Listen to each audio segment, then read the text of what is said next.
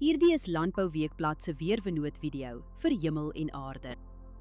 In kort, humiditeit bereik hoogtepunte teen 95%.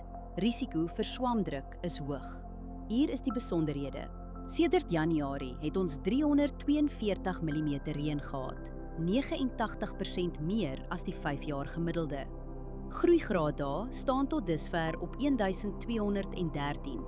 Dit is 51 graaddae laer as die 5-jaar gemiddelde. Die laagste temperatuur wat voorspel word is 9,9 grade. Die hoogste is 21,8 grade. Die grootste dag tot nagwisseling is sowat 12 grade, matig en binne normale grense. Net 0,2 mm reën word die week verwag.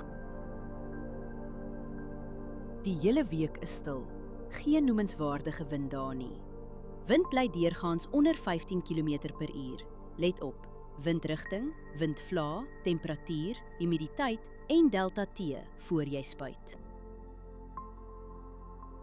Verdamping is die hele week onder 2 mm. Oorbesproeiing in die soort toestande hou risiko in vir wortelsiektes. Humiditeit is meestal hoog, dus is die risiko vir swamdruk matig. Hoë risikoblokke is die eerstes om te wys as toestande verander.